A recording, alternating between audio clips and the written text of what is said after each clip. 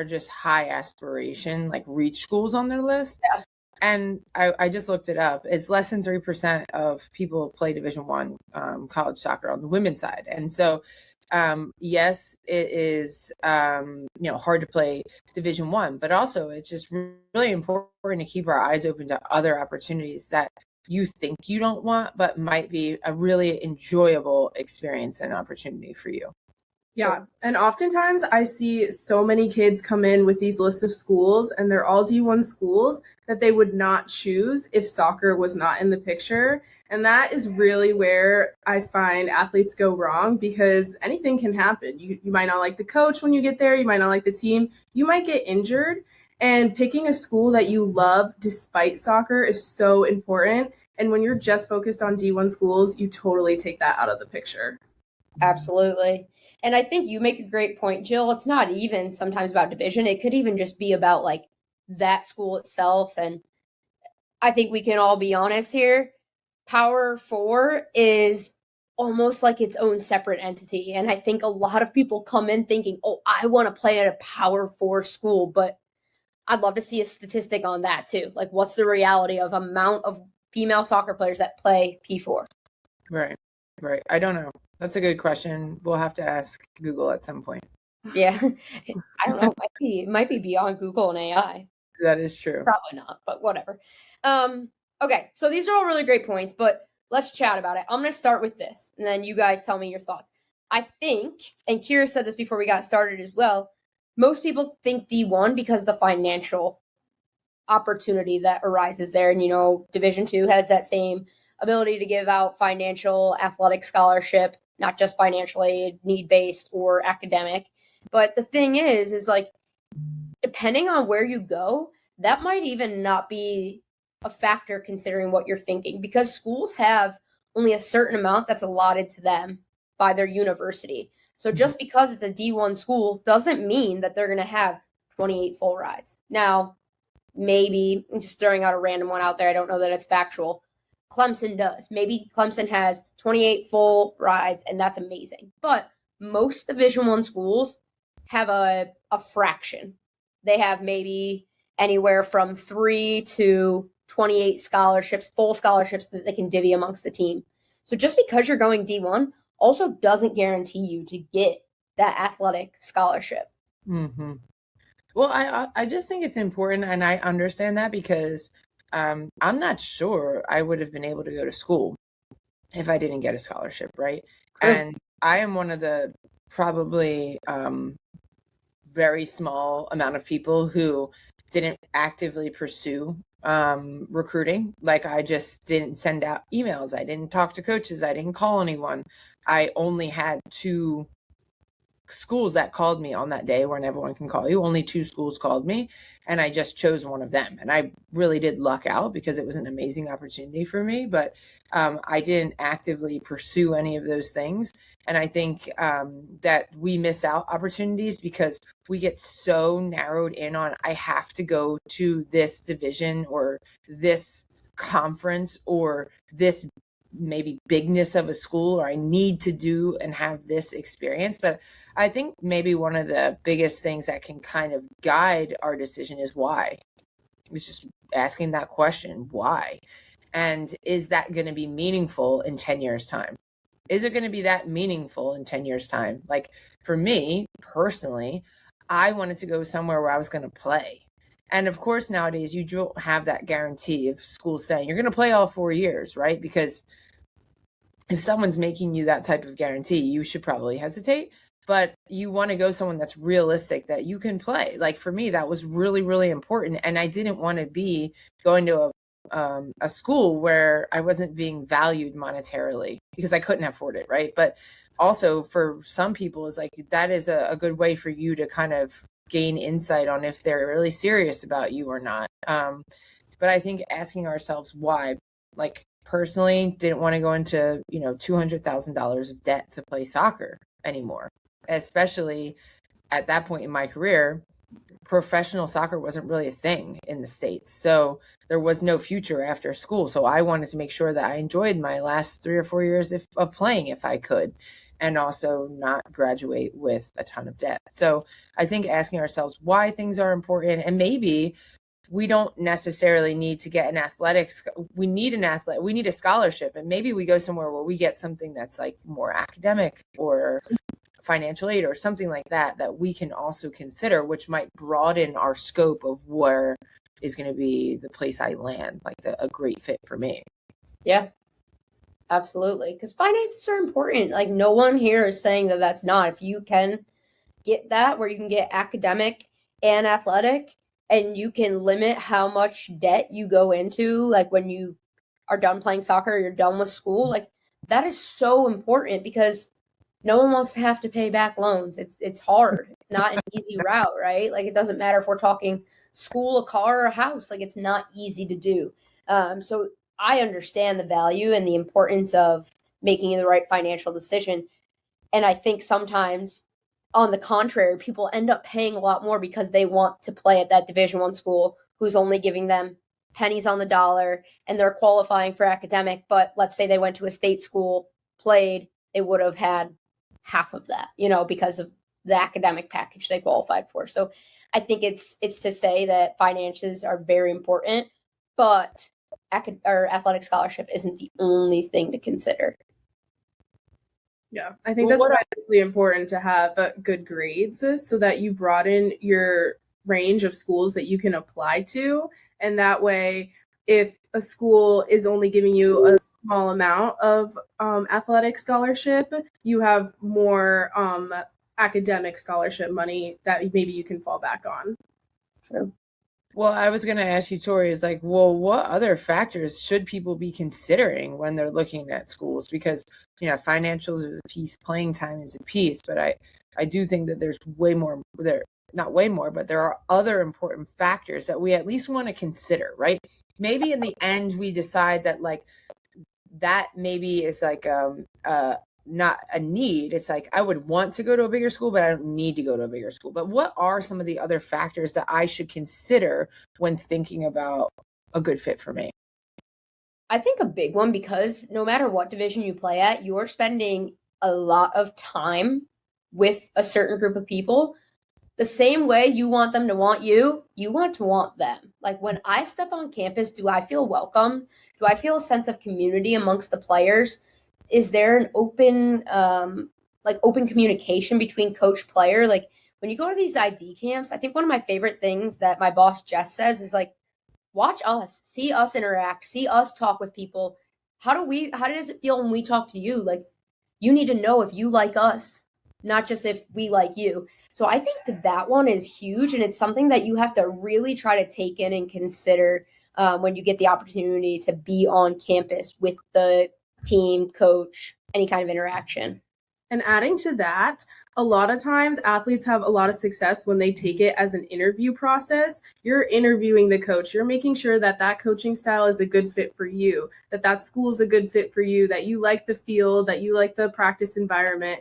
And you're taking it as an interview because this is about your process. And most college coaches want you to be wherever the best fit is for you. And if that's not their program, sometimes they're going to be okay with that as long as you're happy, because you're not going to do well in a program you're not happy with. So taking that process as an interview process for you and being very precise on what you're actually looking for is super important.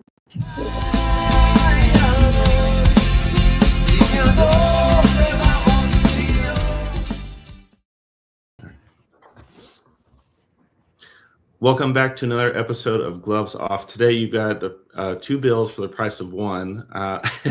Today we have Bill, Steffen, and Bill, I gotta say, when I was emailing you, every time I sent it, it would say email sent to Bill, and I would think, did I just send it to myself? And I have to check. Oh, okay, good. So I'm really glad to hop on a call today.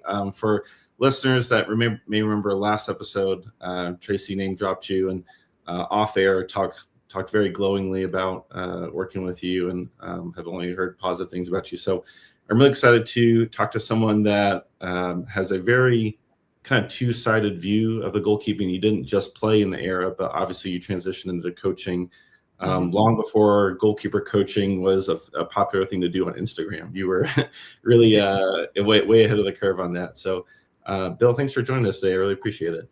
No, I'm happy. I'm always happy to talk about goalkeeping. Love it. Very good.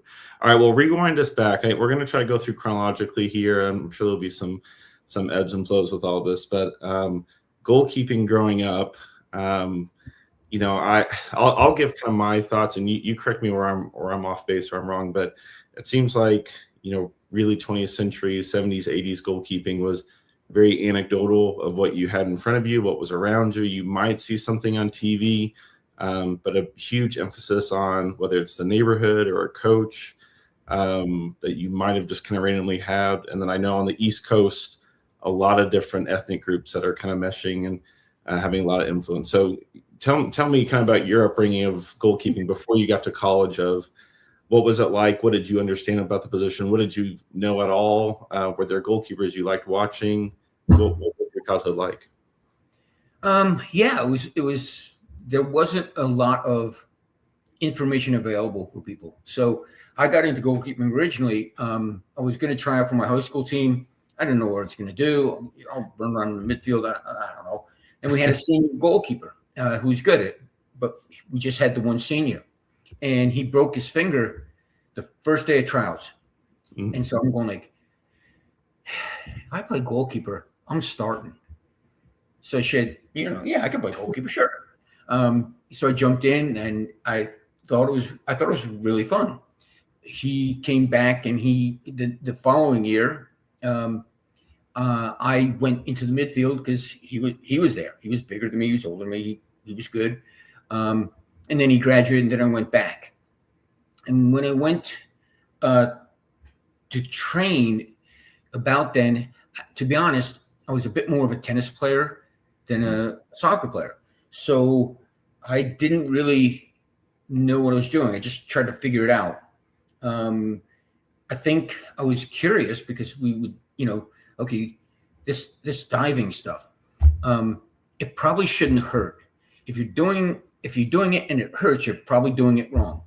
So I kept trying to figure it out. And I was, I was in that stage of sports sampling. So I did soccer, basketball, and tennis on a regular basis. Fall soccer, winter's basketball, spring is tennis, and summer, to be honest, for me was mostly tennis. When I got to college, and I went to Furman University, they recruited me for tennis. When I got down there, I decided I'd play soccer, and I figured out pretty quick I'm an okay Division I tennis player, but I was a pretty decent Division I soccer player. So I kind of stuck with soccer. And that's when I started to figure out, okay, I want to get better at this. I want to really get better at this. So I grew up in a small town in upstate New York, South Glens Falls. It's probably, 4.5 hours north of New York. And a guy in Glens Falls across the river, Charlie Moore, was kind of in the same boat. He was a goalkeeper, and we're going to try and figure out what we can do. Yeah. So there was this old Italian guy, Harold Sodano, and he would work with forwards in this little lot right next to an insurance building. And so Charlie and I would go, and these forwards would shoot on us, and Harold occasionally would try and tell us something. And we kind of did a lot of learning by doing. In terms of models or, other sources of education, there was a 1-hour show, Soccer Made in Germany, on Sunday nights. And I always used to watch and wait for like Sepp Meyer to make an appearance, or, I just watched the goalkeepers, and I would just watch them for an hour and go, okay, yeah, I kind of see what they did. I'm going to try and do that, the couple nights a week that we would go play with Harold. And Charlie and I were pretty creative. And I will still tell the stories about, what we did for training. We didn't have much money. So we would take an old soccer ball, and we just took a knife, stabbed it, cut a slot in it, filled it up with sand, taped it back up. And South Glens Falls and Glens Falls are on the Hudson River. And so they had a beach, a crack beach. It wasn't really, you want to lay on the sand without a towel. And don't do that. But we would go to the beach in the summer and toss the medicine ball back and forth. And on that sand, as I mentioned, you're in full pants, long sleeves, gloves. Yeah. So you working up a great sweat. You got sand all over you, in your ears, up your nose, everything. Yeah. But after 30 minutes, your legs are jelly. Yeah. It really facilitated us to extend our range, so to speak. Yeah. And so to get to more realistic training, there was a community college that had a nice tennis complex with a big fence. So Charlie and I would, in the mornings, I would teach tennis in the mornings. I'd pedal my bike, I don't know, 10 miles to the community college. Charlie and I would shoot on each other on a grass field with the big fence behind us, so we didn't have to chase anything. And we'd do that for an hour or two. Then we'd ride our bikes down to the beach, do the med ball routine. And then that night, either I would probably go back to teaching tennis. And then Charlie would go and work at the Y in Glens Falls. And we would do that for a couple of summers. And you can start to develop. Yeah. Obviously a coach would have steamrolled that and made that occur a lot quicker. But we just had to figure it out by doing. Yeah. And I think that helped me, looking forward in my coaching, because I did stuff on my own. So I had to figure out what worked and why on my own. And that enabled me to then rationalize the thing that I would talk about with other keepers is, okay, this is why you do this. Because if you do it differently, here's what's going to happen. I know I tried it and this didn't work. So it worked pretty well for me. Yeah. So it's almost like process of elimination of trying a bunch of things and then, yeah. This works, so we'll stick with it. I like that. And then, there was a decent soccer community for such a small town. There's a pretty decent soccer community. And they had the AASL, Amateur Adirondack Soccer League. And we would play in that. And they would train 2 nights a week. Didn't matter what team you were on. Everybody just went to train at the same field. And it'd be pickup, from 6 to 8 at night. So it was a lot of chance to play on a regular basis. So we played a lot. It was of varying levels, depending on who showed up. It might be a 9v9 game. It might be a 6v6 game. It might be a really good game. It might be a little bit weaker game. Yeah. But we did a lot of learning by doing. And that was fun. I mean, I enjoy learning by doing. I enjoy teaching myself stuff. I also understand that there's other ways to go about doing this. So I'm going to kind of fast forward through college. Well, let me pause here because I want to jump to that point, but just before we leave it, do you remember a moment or a time or a person or whether it's Setmeyer watching someone where you saw something or heard something where you thought, I've never thought about that before, but that makes a lot of sense. Like, I want to try that. I want to do that. Do you have any of those moments? Yeah, there was a game. I wish I could tell you it was something. I can't recall the goalkeeper, but a high ball to the right. They're going with the high hand. I'm going like, why do you go with this hand is closer? Go with this hand, not this hand. But then as I watched the replay, I'm going like, yeah, but when he steps, and we're not full screen, but when he steps with this foot, that's the foot. Like if I'm taking a layup, that's the foot I step and I jump with, and I go with this hand. So when I take this foot closer, that drives this hand up and over. And I drew the analogy to basketball because I played a lot of basketball too. I'm going, oh, that makes sense now. And I still will see now when I work with younger goalkeepers, kids that go with this hand for ball over here, I'm going like, if you could dunk, how would you dunk?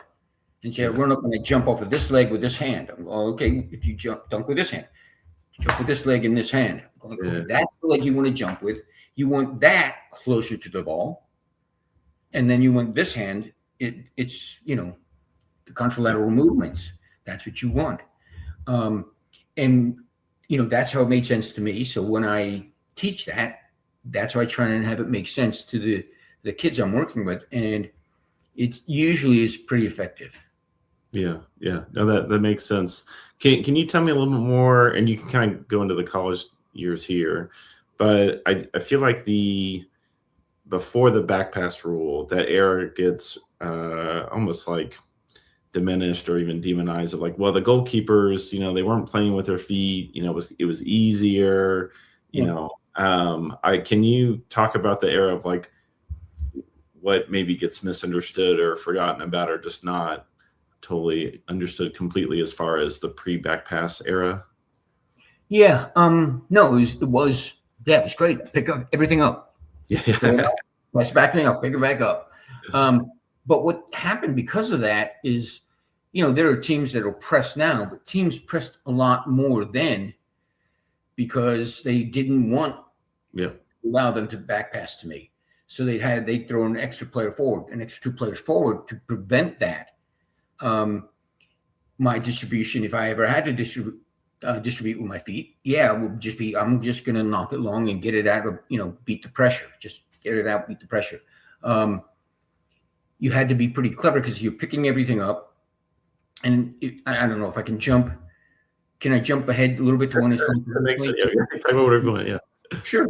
Yeah. We were playing Tampa Bay, and a guy, Steve Wagerly, South African guy, was up front for the Rowdies, and we're up like 2-1, I think, something like that. So I'm just playing it to a back. He's playing it to me. Playing it to a back. He's playing it to me. And Steve is like a dog in a bone show with Steve going back and forth. And I picked it up once, and he puts his hands on his. He's like, "How is this a PG broadcast or?" Oh, yeah. Say what you want. You're good. Yeah. Okay. Okay. He puts his hands on. He's like, "You know what? This is so frigging stupid." But the fans get crazy about me if I don't do it. And I'm going, "Yeah, man. Hey, sorry, but I'm gonna keep doing it." And it was funny because he knew that without his teammates up the press, it was just pointless. But anyway, so we never really worked on developing much with our feet aside from just knocking it long. The nuances now. Goalkeepers using both feet. Goalkeepers able to drive, chip, float, bend, passes like that. I think that's great. I think it's really, really nice. One of the things in terms of how that was viewed was I did a lot of work with Tony DeChico. And Tony and I were at North Carolina watching a game because Tony wanted to watch Jen Renola, who is a goalkeeper for Notre Dame, who was very good and trying to get to the national team. So we're watching, the ball came down Jen's left side. She was right-footed. So she comes out with her right foot, blasts it, bends to the left into the stands. And I'm going like, and she got to use her left foot.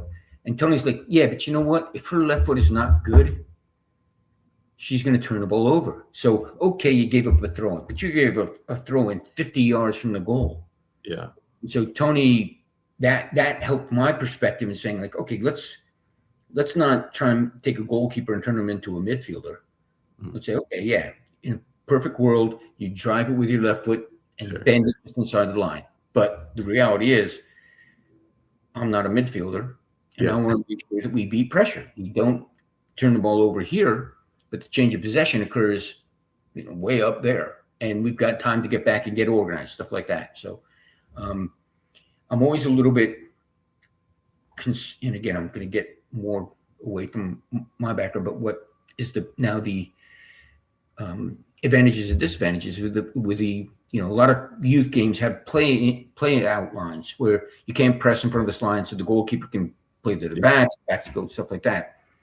And as a coach, I just really dislike the fact that now whenever a goalkeeper gets the ball, that's their first look. So I'm going to play my back here. And it's like, I don't want a midfielder that's their first look. Their first look is there. Now, if I can't do that, okay, then I do this. Yeah. And I just think that, okay, goalkeepers play with your feet, but don't play like a little, a ticky-tack midfielder kind. You still want to break as many lines, beat as many players as possible. And so I think that the emphasis on foot skills is good because now they can strike a ball over distance longer, farther than, I could and farther than the other goalkeepers from my era could. But I think we've also got to take that into consideration. Yeah, I get really frustrated anytime a keeper asked me for a black and white, like, what should I have done there? As if like every moment in goalkeeping is scripted now, that like there's a specific right and wrong, and and all the things you talk about with your childhood, there's so many things that I'm sure there's things you did where you look back and like, that wasn't really smart, or that didn't get a return, or that didn't go how I thought it would. But that explorative process, especially at a younger age, so important. Even when you're getting into those college years, like, yes, there's less exploring. However, you're still figuring out your style. And so that very like scripted, hey, do this every single time, like gets this robotic mindset where you stop looking for advantages and you start looking for the way to kind of pop your opponent and just, well, coach told me to do this. Okay. Well, it's like, well, when the play breaks down, you're going to have trouble because like I can't script every moment for you, No, but you're exactly right. So many goalkeepers, as I said, when they get the ball, their first initial movement is to turn and look to play to the back. Like, no, can you get the ball over the top? Can you do that? Yeah, absolutely. I do want to talk about UNC, but before we get there, your playing career is at a really interesting time for me, and I could go into a lot of the weeds here, but there's kind of two big points I wanted to hit. But really, that the 1990 season with the Capitals. So you're playing in the one of the many leagues that doesn't exist anymore, but the APSL, and y'all are doing well. You're having a good season.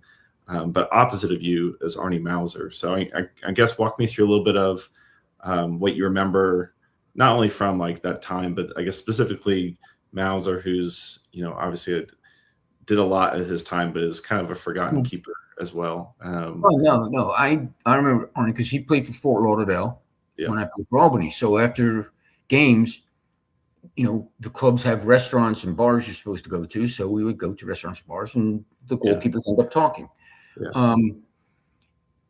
Overall, in that era, it was fun, but it was such a unstable makes it sound bad, but uncertain era. I mean, like, after games, are we going to get paid?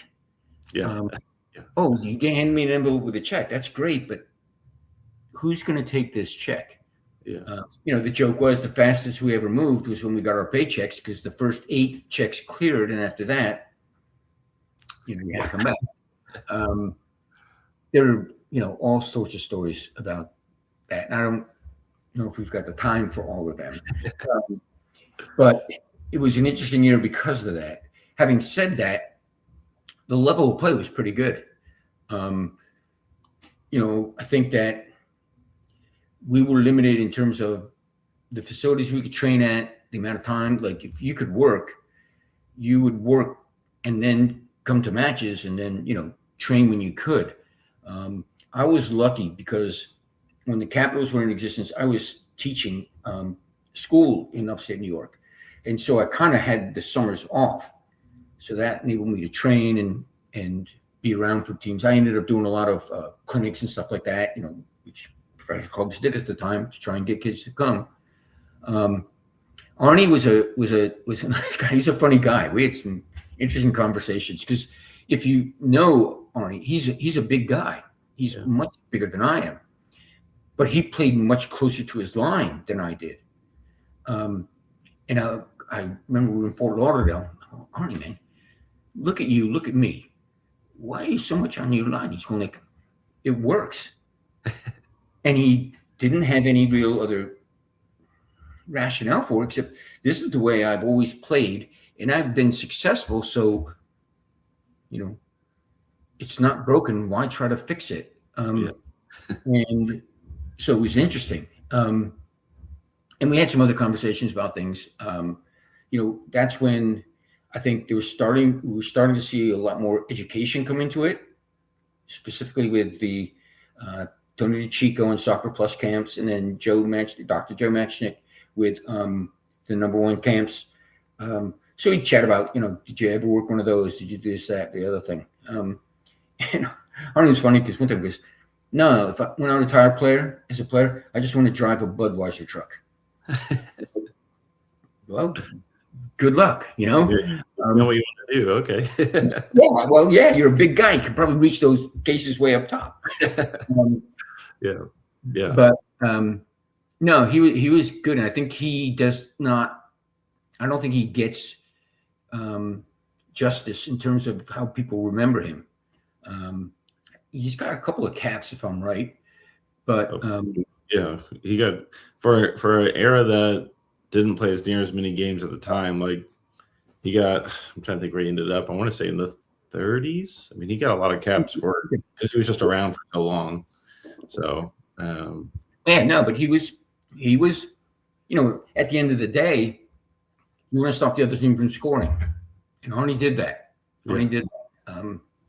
You know, it wasn't like he's flashy or a high flyer or these, you know, flying, diving saves. No, but at the same time, he was there and he kept the ball out of the net. So he, you know, that's at the end of the day, that's what you want.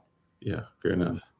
Can you tell me a bit about what it was like to be playing professionally before MLS, where the national team has a college kid as a starting goalkeeper? Because I obviously now, looking in hindsight, Tony Meola, big name, did a lot of big things.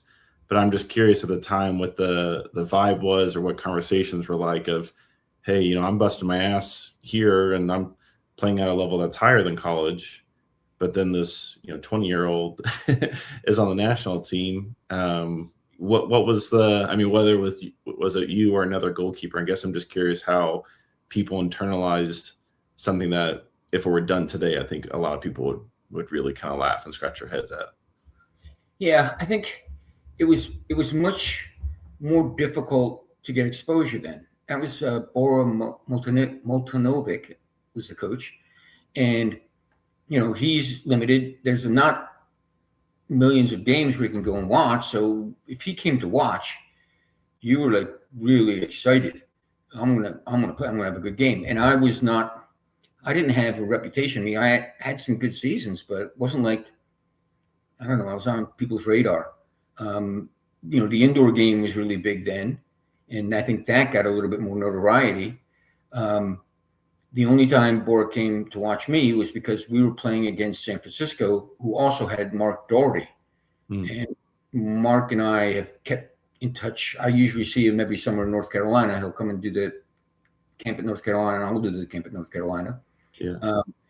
But he came, you know, if you ask me, he came to see me. But if you ask Bora, he came to see Mark. And unfortunately, Mark had a bad game. I had a good game, but I didn't get any calls. We beat them. It was in Albany.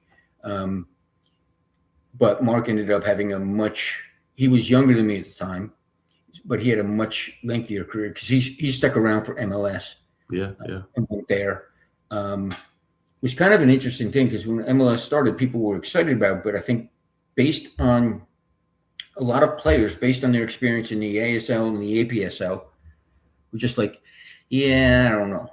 And that was kind of my feelings. My last season with the Capitals, they go bankrupt. I get married. I got a teaching job, and nobody knows what this MLS thing is going to turn out. So it's kind of like, no, okay, I'm going to move on. I think there were a lot of players that felt like that. They just weren't sure. The guys that played indoor, they probably had more money because they were playing more games throughout the year. But they were. If you remember those Game Boys, the little the MISL guys were great at Tetris because they spent so much time in vans driving from That's funny. Philadelphia to Washington to wherever, to Cleveland to Wichita in a van. Yeah, they're just like all day at this, and they were so much better than us at Tetris. That's funny. I think that nobody was sure, so it's kind of like, okay, Tony Meola is young enough to gamble on MLS, and also has the backing of having caps and having a national team experience. But for other people, it was kind of like,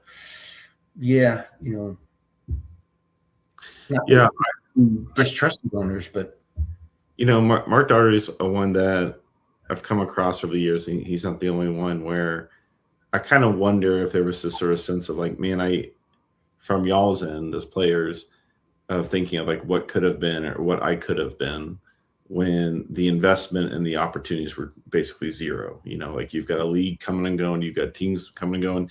Even when MLS shows up, they go from 10 to 8 teams. They lose teams pretty quickly. And finally they start getting some traction. And there's that whole era where like there's a certain handful of guys that were able to keep traction, and Mauser's a great example of one who just kept playing and got enough notoriety of that they could stay afloat. But there's this whole host of players that we almost, it's kind of like a multiple loss of generation of players that just like were talented but kind of ran out of like opportunities and essentially money at some point. No, yeah, that's true. You gotta pay the bills at the end of the day. But I think that, I don't know, there were some people that were kind of determined to keep playing. There was a guy that played with Pedro de Brito, and I can remember, riding in a van with Pedro, and he went to UConn, and he had a pretty successful, because Joe Moroni was there. That was the UConn team did really well, and he was doing outdoor with us and indoor with somebody, I forget who. And he just looked at me. He goes, "Man, you got it made. You teach. Your paychecks never bounce. Never have to argue with an owner." And I think the fact that I remember that means it had a pretty big impact on me at the time. And it was like, okay, I mean, I'm not upset or anything that we didn't have an MLS. No, we didn't. That's it. I'm not going to change that. I played. I was happy. I survived. I got good memories. Yeah. It's just the way it is. Yeah. Well, you keep moving through open doors. That's all you can really do at the end of the day. Yeah. A big open door shows up in '93, I believe, is when you show up at UNC. Yeah. Can you walk me through a little bit of, you've transitioned and you're teaching at some point. I guess in some sense it seems a little natural now to like look back of like, oh yeah, goalkeeper coach, this makes sense. But I'm sure at the time there's some moving pieces with it. And certainly going from, playing on the men's side to coaching at UNC on the women's side, that is a bit of a jump. So walk me through a little bit as far as like how that came to be, and more specifically, why did you make that decision? Because that is a bit of a turn. Yeah. What had happened was when I stopped playing, I started doing camps with Tony DeChico, and I got along with Tony great. And I was young back then, so I could demonstrate things. So the way it would work is Tony, he had really thought out a curriculum, and Tony had set some really good ideas that, still apply. And I still coach those ideas today. You can tweak it, change it, and YouTube's full of all these different new ideas and stuff like that. But at the end of the day, and I keep saying that, sorry, what Tony put out in his curriculum, it's lasted. I mean, there are plenty of Soccer Plus alum that are coaching at pretty high levels. Yeah. Chris Stuckart at North Carolina. Mark Doherty's a Soccer Plus alum. Graham Abel, who's with the national team, is a Soccer Plus alum. There's a whole lot of coaches that have done really well, having come up through Tony's education and working for Tony. And so anyway, I was kind of like the number one guy, and Tony and I would have great conversations about goalkeeping, about, here's what I think would work here. Here's what I want, okay, the ball's down there. Do I stand side on? Do I stand square? How do I, this kind of thing. And I started to get into a little bit more into the science of it at the time. And so that was just, Tony, man, let's talk more. We're staying up late talking about stuff. Yeah. Anyway, I just gotten my master's from Furman University, and I went to coach at a school called Greensboro College in Greensboro, North Carolina, Division III school that didn't have 2 dimes to scrape together. And so Tony called Anson and said, "Hey, this guy Bill's in Greensboro. You should talk to him." And so Anson called me, and I had known Tracy from Soccer Plus. And so And I knew obviously of Anson's reputation, and they won national championships, and yeah, that would be a good thing. So I ended up going there while I began work for my doctorate at UNCG. So I had some pretty long days because they at the time it was just part time. So I'm coaching. They practiced at 2 to 3:30, 90 minutes. You could set your watch on it. So before that, I would drive over to Duke, and I coached the men goalkeepers, Duke, just the goalkeepers, not with the team, just the goalkeepers separately, and then drive over to Chapel Hill and coach the goalkeepers prior to the team training and within the team training. So that was tremendous for me because I had such good goalkeepers to work with, such levels of commitment. I mean, Duke at that time had Garth Lagerwey, who is big time in MLS administration. I think he was like president of the Sounders, I think, for a while, and he played with the Sounders. So I had some pretty high level goalkeepers that I'm working with. At North Carolina, we had Tracy and Shelly Finger, who both, Shelly not as much as Tracy, had national team experience. So what a treat for a coach. Here's who you're coaching. I mean, that's so much good. And they are both, Tracy and Shelly are both very bright, very committed. I mean, work rate here, everybody else is down there. Their work rate is up there. And that's how I became successful. A lot of it was work rate. So, I got along with them very well. And my coaching there developed because I had a good foundation of technique and a pretty good handle on tactics. But I also knew that Tracy had a very similar background, both working with Tony. And so we could kind of say, oh, let's do this drill with a certain name. Let's do the, 3-man roll, that kind of thing, some kind of name, whatever. And Tracy would go, oh, yeah. Shelly didn't recognize the name, so we'd have to walk her through it. But she's really bright. So it's like, boom, first time through, boom, cool. Go. The other nice thing there was we had 4 goalkeepers all the time. Sonia Trajak is one. She's now a pediatrician in Chapel Hill, I think.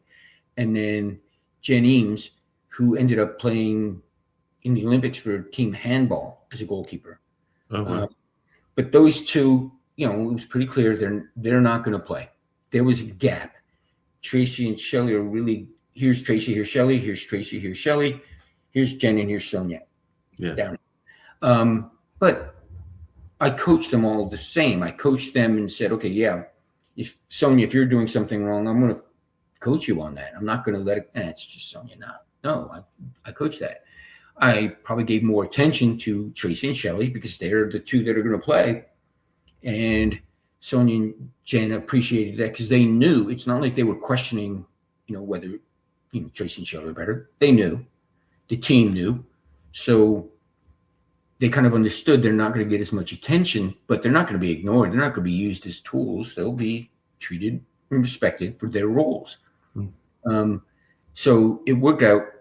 It's a real fun experience for me because here I got some goalkeepers that are, they each have national team potential. They each could be there.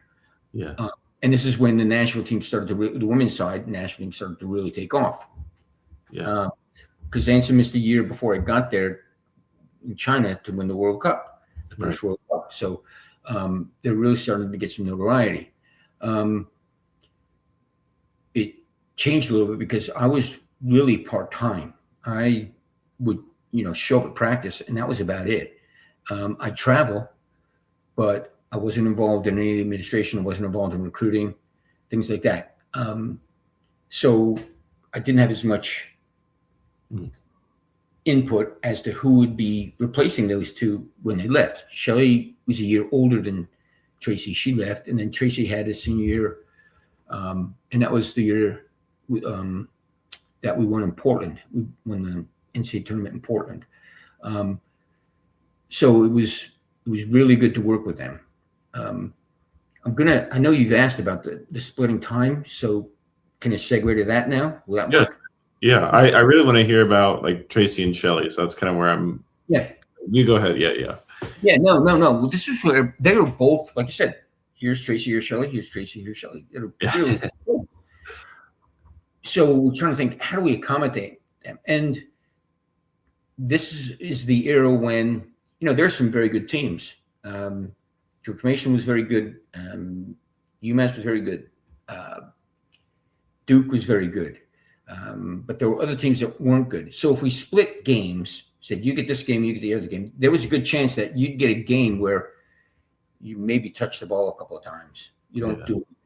So to get around, I said, well, let's split halves, split the game in halves. Each kid gets a half.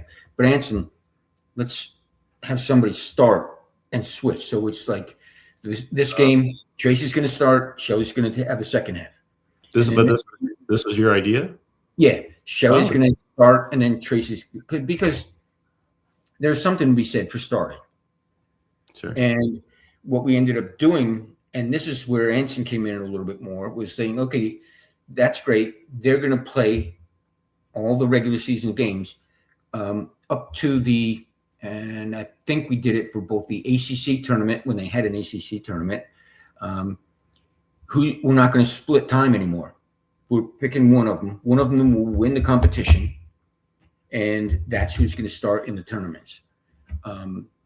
We didn't do with goalkeeping, because of the nature of goalkeeping and training, we didn't keep data for a competitive cauldron for goalkeepers. The field players were involved in the competitive cauldron, the goalkeepers weren't, but they knew this is their competition. They're going to compete against each other in games. And Tracy, I think, kind of appreciated that, and that was exciting for her. I think Shelley probably not as much, because prior to them splitting games, Shelley started, Tracy didn't. And so when that came about, I think Tracy was excited because, again, now I'm getting halves. And Shelley not as much. Then Shelley had a couple of games where, like, we lost to Duke at home, and that was a big deal because we had won like 90 something. We hadn't lost in like 90 games or so. Yeah. And that was, I think that was the first ever loss at home to North Carolina, and it was to Duke. And I think that was very distressing to Shelley. And so she didn't like that system as much because it didn't, due to a variety of different factors, it didn't really work out for her. In this era, obviously one of them just would have said, no, I'm going to this school A, B, C, or D, because anybody would take them and be happy. But at this point, that was the best option. And also both of them are really bright individuals. So they appreciated North Carolina's a good school. So they said, no, this is a good school. I want to be here. I want the competition.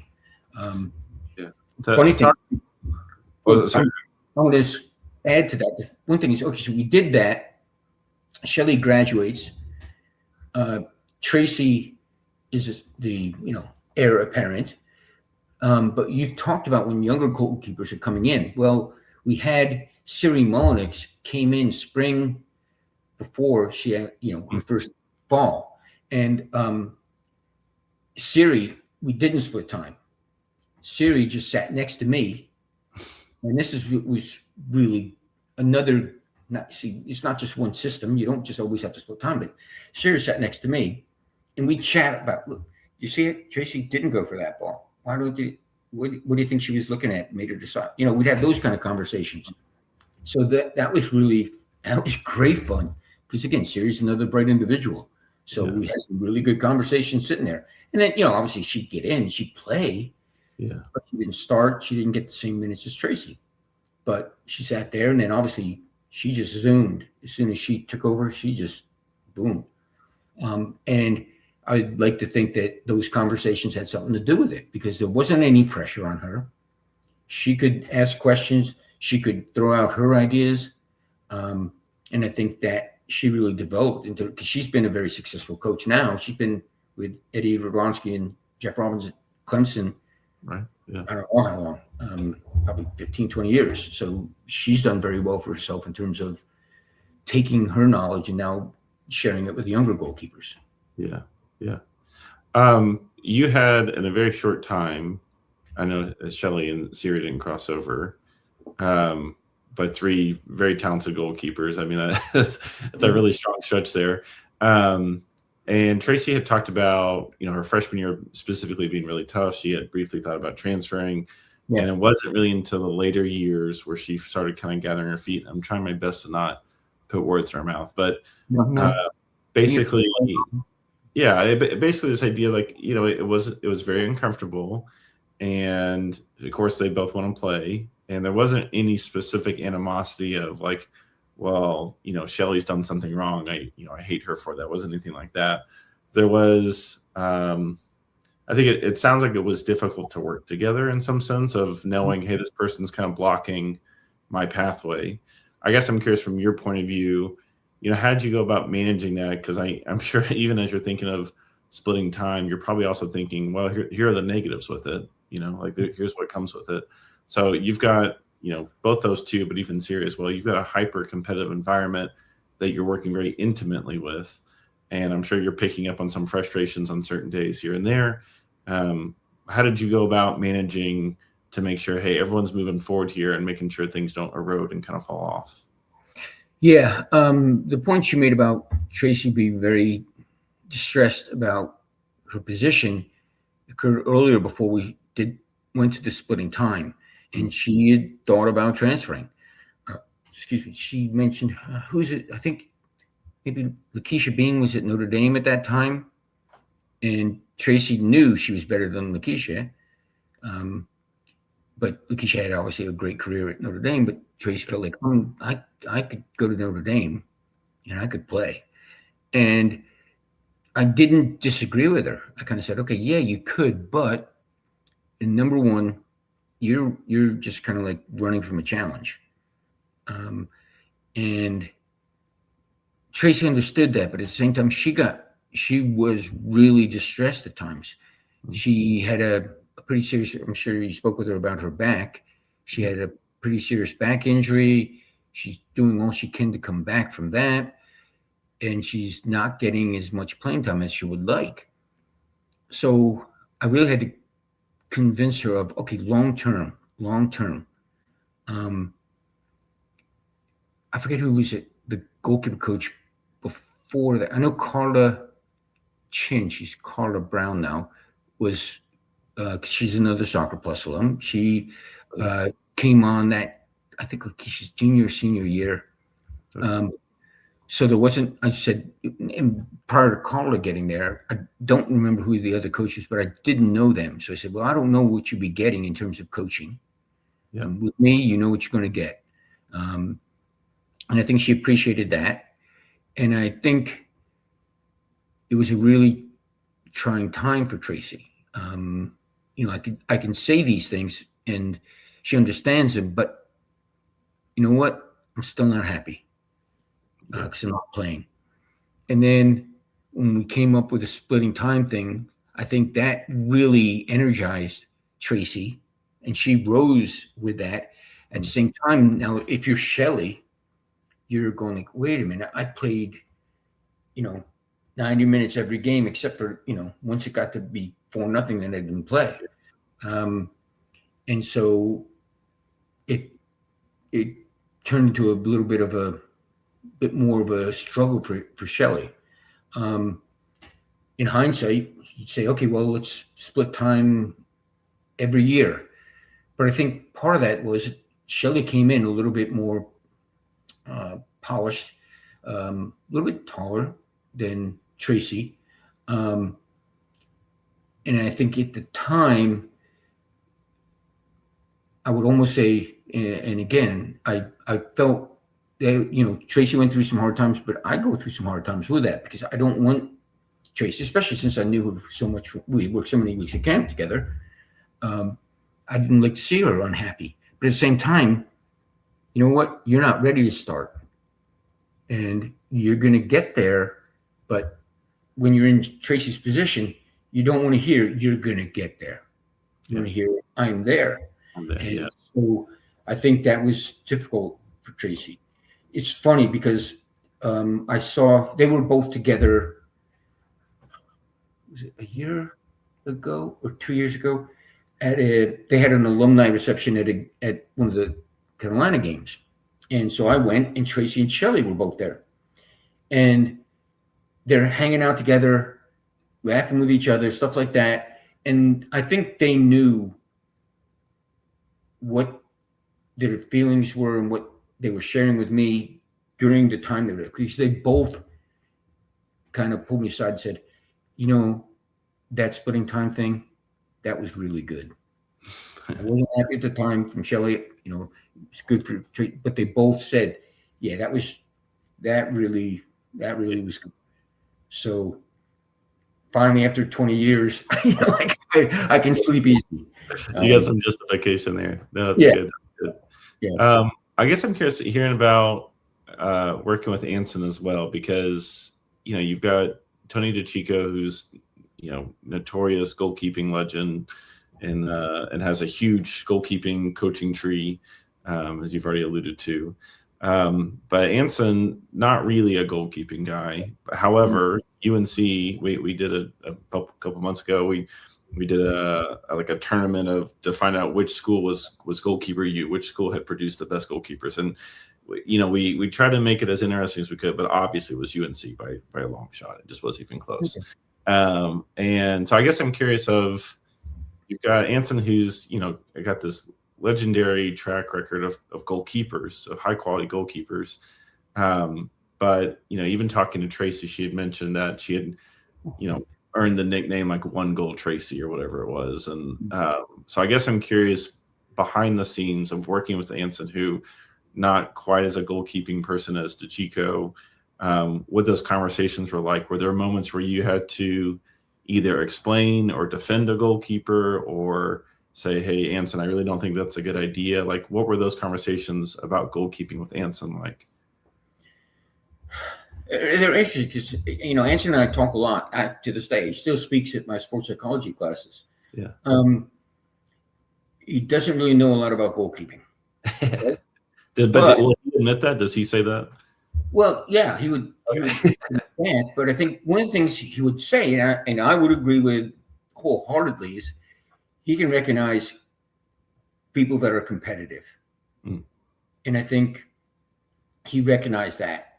Tracy and Shelley were competitive, and that competition, that drove them. I mean, their work rates were off the charts. I mean, I've known professional goalkeepers. No, they're not working the same level as those two. Those guys worked, and they battled, and that battling really, kind of iron sharpens iron kind of thing. That battle in practice prepared them for matches and their later careers. I think Anson, he knew, okay, this person gives up more goals than that person, and then he also knew that this person would have that competitive urge that also drove, in terms of their communication with the backs, because that's when we were the 3-4-3 all the time. So you got three backs, and they're pushed way up high. Yeah. We have our three backs sometimes in the other team's defensive half. Wow. And again, the communication in that situation has to be spot on. So he wanted goalkeepers that could communicate and could get the respect of the backs. So when I say, no, you guys got to drop, that they drop. They don't turn around and go, let's think about, she says drop, let's think about it. No, you don't have time, drop. And I think Anson recognized that in both Tracy and Shelley, is that they commanded the respect of the backs. He could see that. He doesn't know which foot they should dive with. He doesn't know which hand to go with. He doesn't know those kind of things. But he knows that person there, they don't want to give up a goal. They don't want to give up a goal bad. Yeah. That's driving them. And so he recognized that. And I think he appreciated that a lot. And I think the goalkeepers knew that. So that, okay, so he wants competitive. I'll show him competitive. And that, the competition, just the competitive nature of it all just got really, really good. And people will often have a negative view of competition, but competition drives performance. And they knew that. They competed hard against each other. They didn't wish the other one to get hurt. They didn't wish the other one to get scored on. They'd wish for the other team to shoot more on them than on, I want to face more shots than Shelly. Shelly's, I want to face more shots than Tracy, because that'll give me more opportunities to tell the world how good I am. But at the same time, they each want the team to win. And I think the field players appreciated that. And I think Anson understood that. And like I said, he's not going to coach the technical aspects. He could probably have a decent idea about the tactical aspects, but he just liked the fact that they competed, they battled, and through those traits, the field players, the backs listened to them and respected them. I think that's what Anson recognized. Yeah. Okay. Yeah, that all tracks. I was trying to think of like, okay, if you're not really a goalkeeper guy, how do you make a decision? And especially at that environment, it's probably, you can almost boil it down to like, who hates getting scored on? Like, like this is not, you have that level of drive and, motivation that like, this is not going to happen to me. Like, it probably gets you on the field at UNC pretty well. Anson would ask me about, okay, well, what do you think in terms of who should play and stuff like that? And I'd say, well, I wouldn't say Shelly's the starter, Tracy should start. I would say right now, I think Shelly's playing a bit better. Right now, Tracy's playing a little bit better. Yeah. I would have those kind of conversations. The biggest things I think I had with Anson was like, when one of them had a rough patch, I'd say, Anson, you should have a word with Shelly. Anson, you should have a word with Tracy. Because each of those two, Tracy and Shelly, had rough patches. Sure. Where they were kind of down. And if I did that, and Anson would have a lot of meetings in his office. He'd try and say, Shelly, can you come by? Tracy, can you come by? And he would mention something about that. Yeah. So I think Anson was good about understanding, when that drive goes south. He was good about recognizing that. Yeah. Was there anything that you had to tell Anson, hey, stop doing this? This is not helpful, or anything surrounding the goalkeeper, whether on or off the field, you were like, hey, like this is actually pulling us back from the direction we want to go? I don't think so. I mean, Tracy and Shelly would probably answer that better than me. But I think Anson he knew what he didn't know. Yeah. So if somebody is flying and pulls the ball out of the corner, anybody knows, man, that is fantastic. That's great athleticism. That's great technique. They really read that shot. That's fine. That's easy. And I think Anson did that. But at the same time, Anson didn't pretend to know things he didn't know. He's more than comfortable, more than confident in what he does know. Yeah. But I think that it was that kind of an atmosphere where he'd kind of like hold back, and if he saw something that was obviously great, he would mention that's great. If there were issues, he'd ask me, but otherwise, we didn't really have issues, except as I mentioned, for kind of like I hate to say moods, not moods, but the outlook on the competitions at times. Yeah. And that's when I would have a word, and Anson was pretty about following through. Yeah, makes sense. Well, this time period is also really fascinating to me because you're starting to see goalkeepers enter levels and ranks with a little bit more information than the previous goalkeeper. So when I talked to Saskia Weber, who but she had mentioned how the training that she had gotten before she even got to the national team was just more information than like the veterans that had come before her. But there was also a continuing process of, these younger keepers keep getting more and more information. And when I talked to Janine Sapara, she mentioned how the WUSA, the WUSA, that it was a little frustrating on her end of watching, I'm trying not to put words in her mouth, but watching young goalkeepers be at the premier level when they were still very, very young. But also again, you still got this process of these young goalkeepers getting a lot of information. So I guess I'm curious on your end of, I'm sure Soccer Plus is kind of at the epicenter of all this, but just looking back of, you grew up playing, the weird sand soccer ball. I don't know if you had a name for that, like drill or anything, but like you're just kind of trying to do anything you can where, before you're getting goalkeepers, whether at UNC or Oregon, they've actually learned a bit. So I guess I'm curious, I'm looking back at that, how quickly that changed and how that, directed certain things. I don't know if you have any thoughts specifically on that time. Well, no, I think I would just embellish on what you just said about Soccer Plus having a huge influence, because this was a time when, we would run a 6-day camp.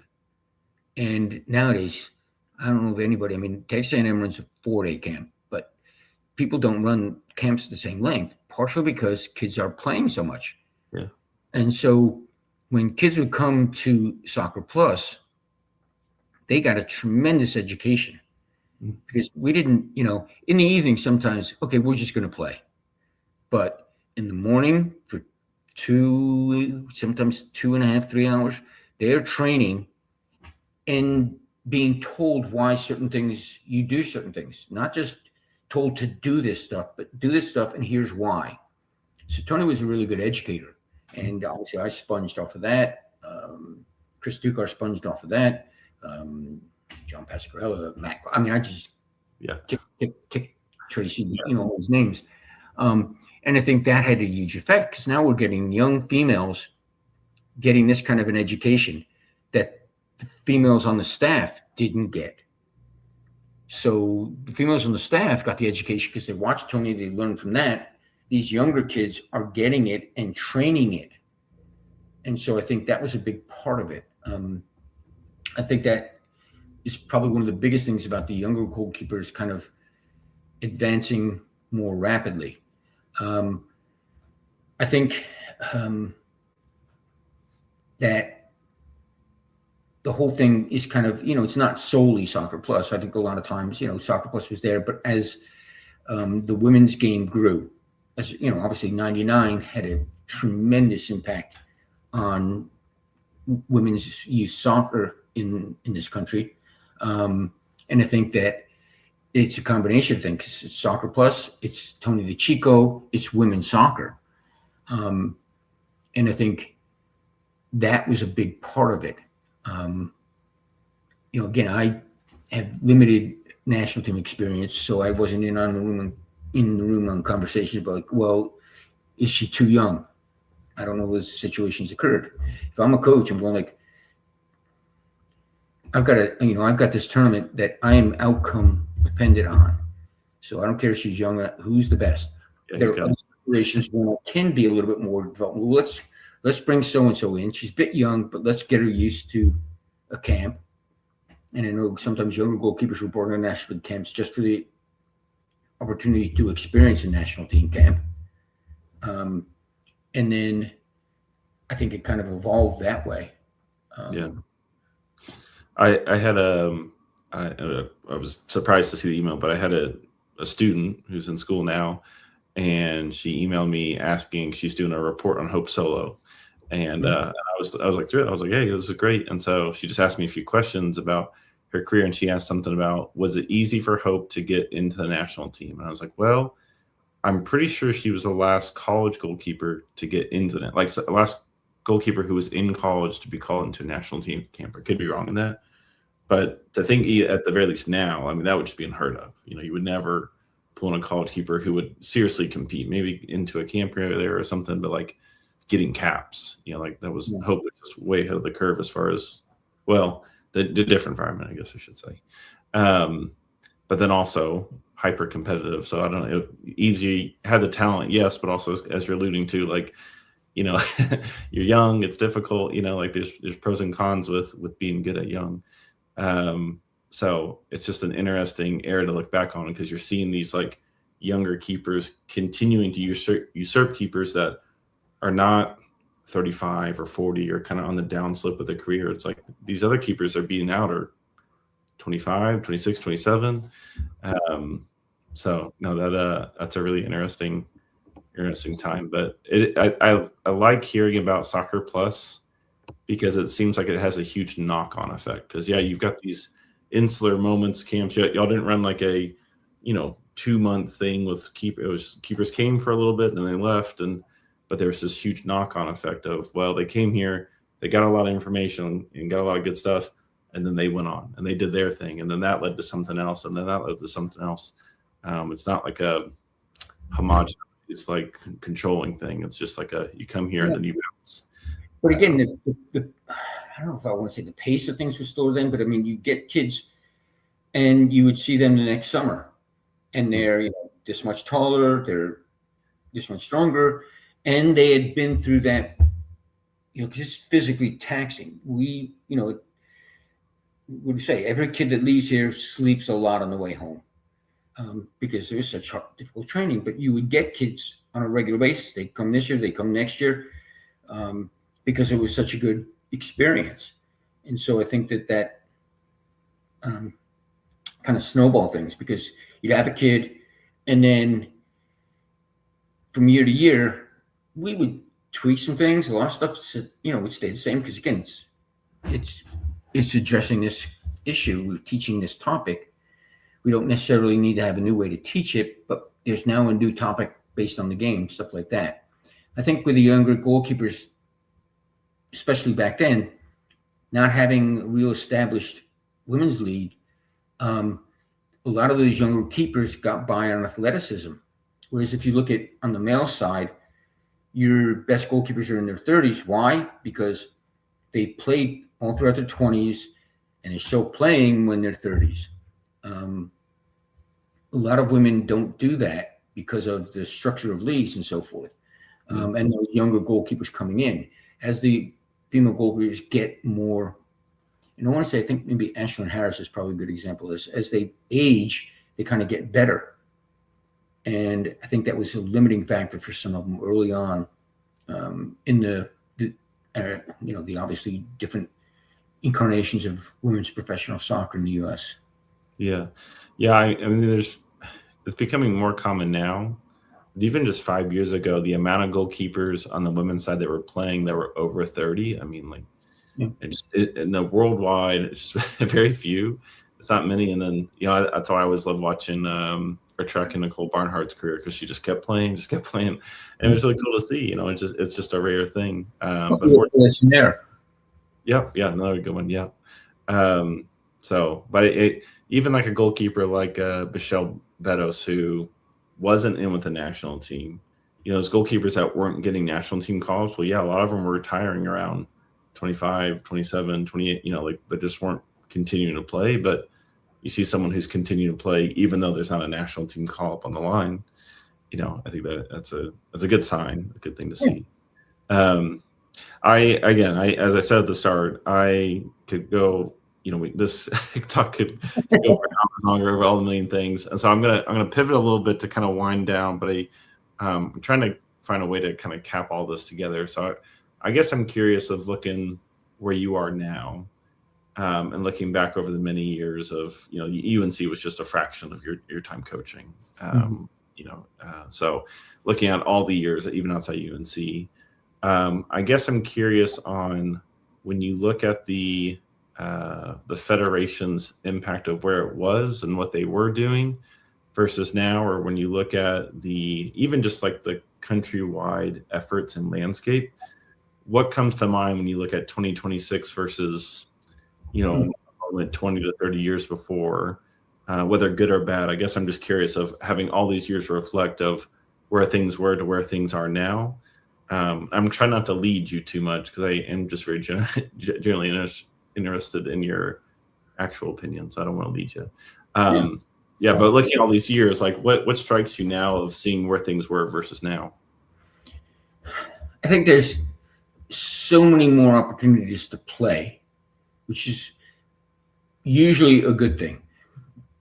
With the advanced players, the older players, the more established players, more experienced players, that's a great thing. I think where we're hurting is we're playing too many games early on at a young age. The training to game ratio is out of whack. we need kids to be able to train until they're 15 or so, train more than you're playing. And for a lot of kids, it's not that way.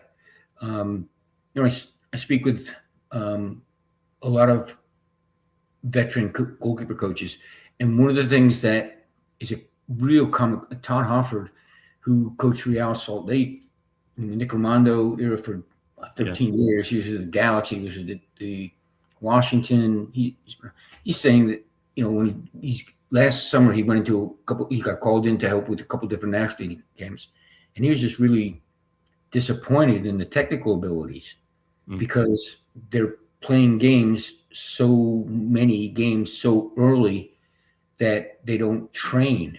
And again, we're getting at an age when they shouldn't be as outcome oriented. They are outcome oriented. We need to delay that. Just train, just practice. And then there comes a time, I'm not trying to be, warm and fuzzy. There comes a time when you got to win some games. Yeah. But if that occurs too early, you emphasis on winning games, but not developing. Yeah. So can you detail a little bit more on not having enough training? How does that bite a goalkeeper on the back end? Goalkeeping is a whole lot of technique dependent activities. You've got to do this right because there's not a lot of margin for error. If I don't hold this ball, I'm giving up a rebound 2 yards in front of line. And there was that big scramble. I forget what the game was just last weekend. Somebody didn't hold the ball. They just dropped it from, and boom, big scramble, it goes in. Yeah. And I think that we kind of aren't as, we're not as technically established with the younger goalkeepers. I see younger goalkeepers now, they'll go for every ball with two hands. And I understand, okay, in training, you want to try and train to catch everything. But you also have to learn that's a ball I'm not going to hold, and I can't get to with two hands. So I'm going to go, my unilateral reach is greater than my bilateral reach. My education's paying off. But you see kids going with two hands and they don't get there. And I'm going, well, you know what? If they went with one, they would get there. Yeah. So, and you learn that through a lot of training. When you do this a number of times and you're not getting there, you go, yeah, I get there now. And coaches will emphasize that. So it's difficult without that training to reinforce the technique. That's going to lead to problems. Yeah. We had sent, again, it's easy, just the Keller, Friedel, those guys going overseas, man, wow, that's great. Now we send goalkeepers overseas. That's tremendous. But we haven't sent somebody with the same impact, like Casey Keller or Brad Friedel, in a while.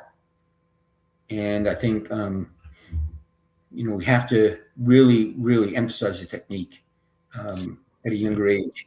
I just was at the convention in Philadelphia, and I did a panel discussion on what is a college coach looking for in a youth goalkeeper. And one of the questions to follow up that was like, okay, so what should you train to have your goalkeeper impress college coaches? And Chris Stuttgart got up to the edge of the stage and just technique. They got to practice technique. And I think, again, having a lot of opportunities to play, that's a great thing. But we're gaining more games, but losing more training. And I think there comes a point when that is a point of diminishing returns. Yeah. So we've got to be careful about playing so many games at the expense of losing training opportunities. I always like hearing people say the same idea, but with different words and language. Makes me feel more confident. But I always talk about like a blueprint. Like you have to know like how and why you're doing something.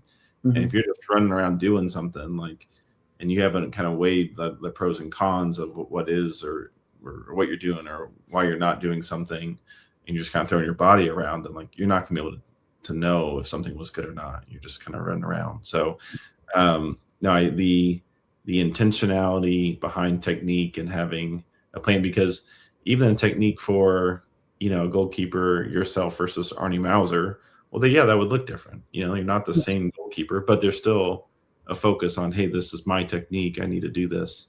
And it's not because, well, coach told me to do something, I'm just robotically going to do it. It's like, no, hey, this is like my style, my technique.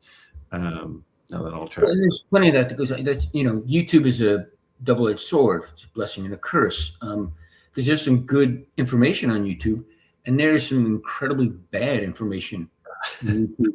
And it's put up there. And I mean, I understand, okay, this coach had this idea, and they're trying to get customers, kids, to come and train with them.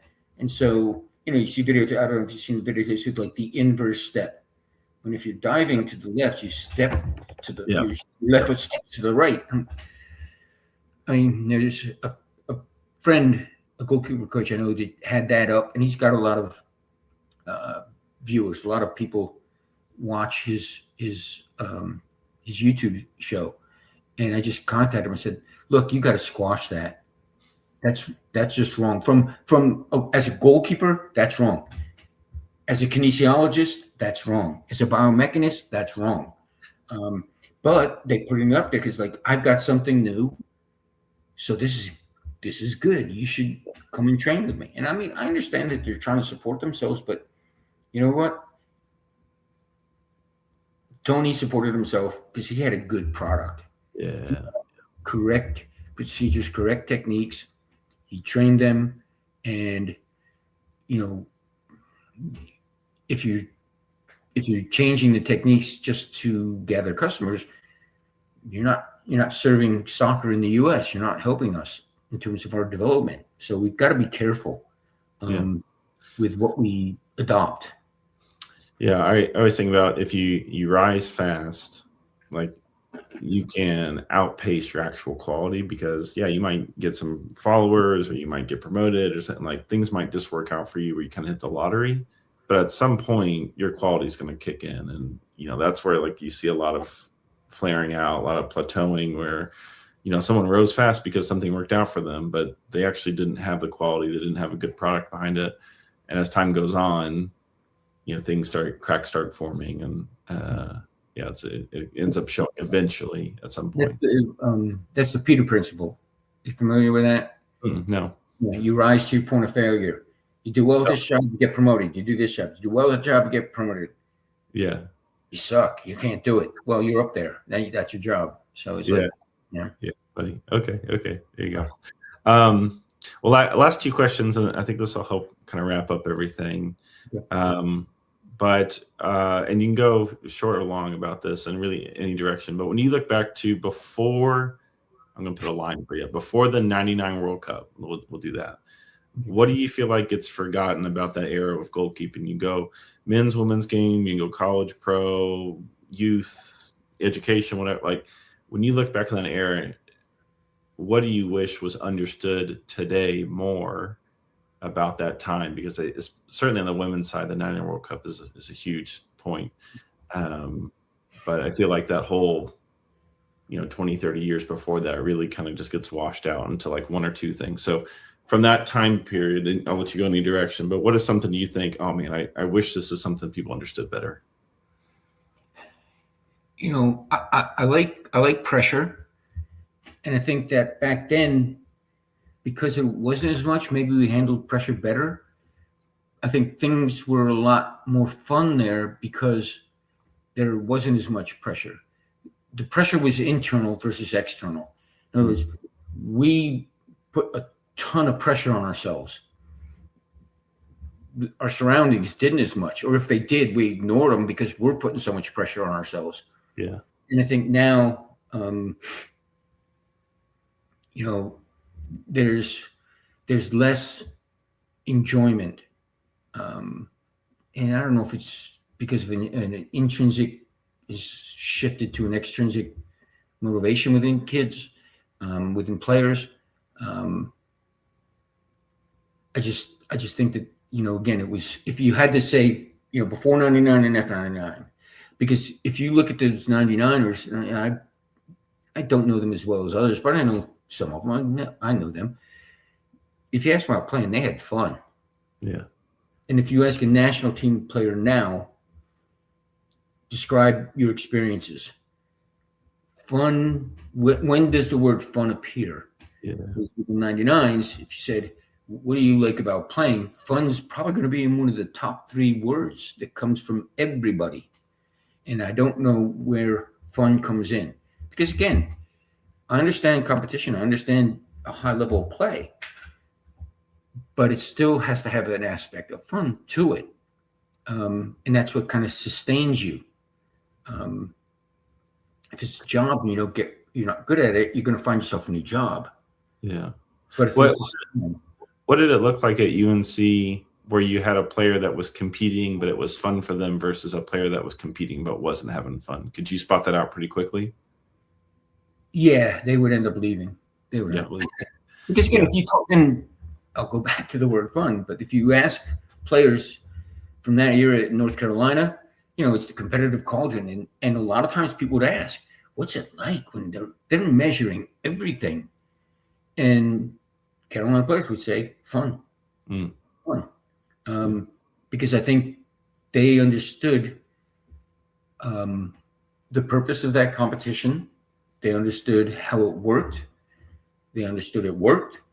And then I think Anson and Bill Palladino, the assistant coach then, understood the value of fun.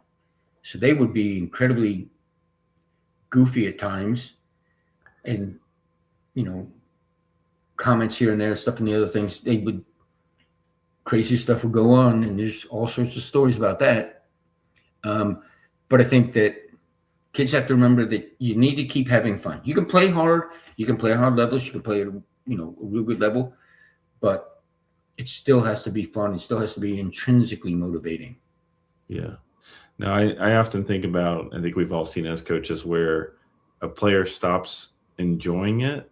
And when you cross that threshold, I wouldn't say it's impossible to come back, but it's very, very difficult. When you hit a point where like this isn't fun anymore and you've spent all this time to get to that point, to then get back into it, you certainly can, but more often once you're at that point, it just seems like a lot of people are like, I'm done. Like I'm going to go, either I'm going to coast or I'm going to leave or I'm going to go do something else or, at least take some time off. Like if you lose that drive of excitement and fun, it's very, very, very difficult. It can get, and again, I'll tell another story. I was at Ohio University. I coordinated the Masters in Coaching Education program there. And we had two guys graduate, Marc-Andre Millet and Michael Supp. And they created, after they graduated, they created a company called Beyond Pulse, which is a wearable technology firm. And they wanted to have kind of like a meetings of the minds, a soccer conference with a lot of soccer people to kind of decide on where's our company going to be, how's it going to go. So they brought in all these different soccer people. They had 2 guys, I think Mark Wilson from Manchester United was there, a couple guys from Atletico in Spain. And we had a really nice room at our university, with whiteboard walls so we could draw everywhere, stuff like that. We spent the day kind of going over, here's what the company should do, here's this, that, and the other thing about the company. And Lexi, I forgot her last name because she's gotten married now, but an Ohio University player, because I was helping the Ohio University team at the time, was a senior, and she was in an entrepreneur class, and she had to help out at this meeting as part of her coursework. And so there's a bunch of soccer guys talking all about this company and doing this, that, and the other thing. And so it's like 5 o'clock going okay, we're done. We'll play at 6. Okay. We're going to go to the, because of course we're going to play. Right. And so go, Lex, come on, we're going to play at 6. She goes, you guys want me to play? Yeah, come on, play. So we went to Ohio has an indoor facility because we knew we could use that. Yeah. And show her, okay, you're over there, you're over there, you're there, you're there, you're over there, you him, you're there, Lex, you're there, do that, all that kind of thing. Right. And we just played. We played pickup for probably like an hour and a half. And afterward, I went to Lexi. Lexi, how was that? And her eyes were like saucers. She goes, that was so much fun. When you guys do that again? You go, well, look, we're going to do it tomorrow evening as well. Yeah. And she had just forgotten that because she was a a women's college soccer, good college soccer player on scholarship. Yeah. But she had forgotten he was just playing pickup. She had Yeah. forgotten that. And so, when you mentioned once you cross the line, you can't go back, I think I might disagree. I think you just have to find that, I don't know, that kid in you again. And a lot of times that occurs when you play pickup. There's all sorts of data on Division I football players enjoy the game less than the Division III players. But the Division I players are on all kinds of money, all kinds of facilities, stuff like that. Division III players enjoy it more. And I think, we've got to remember to play pickup. Yeah. Well, I think that's a really good point of being able to cut through to that like base foundation of like, hey, why are we, if you don't have a connection to like, hey, why I started this at age 5 or 10 or whatever it is, if you're not able to connect back to that and play very basic pickup things or something on that level, then like, yeah, you're probably having less fun just on average, and it's very difficult to kind of tap into that for a lot of people. So no, I think that's a good point. That's a good point. Well, Bill, let's wrap up with this last question here. And another nebulous question and go any direction with it. But what does goalkeeping mean to you? I'll tell people, the first thing I'll probably tell them is that, I've done a lot of athletics. I've been involved in a lot of basketball, a lot of tennis, also all kinds of stuff. I've done a lot of different kinds of running, stuff like that. But goalkeeping is the most challenging athletic activity I've ever been involved with. And I think that's why I think it's so cool. It was so much fun because it's the hardest thing. And again, the next person you talk to is going to have their hardest thing. Yeah. But for me, I really like that challenge. I mean, the goal is huge. They're kicking a ball at, 70 miles an hour. Yeah, okay, that's hard. And I like doing hard stuff. So I think that that's what goalkeeping means for me. I don't play in goal anymore because I don't want to spoil my memories. I have good memories of playing well in goal, and I'm not going to know. Man, I'm not touching those. If I do, I'm going to screw them up. Yeah, So, I mean, I still play. I play every Thursday night with the Wingate girls team. But yeah, I don't go on goal. Yeah. That's special.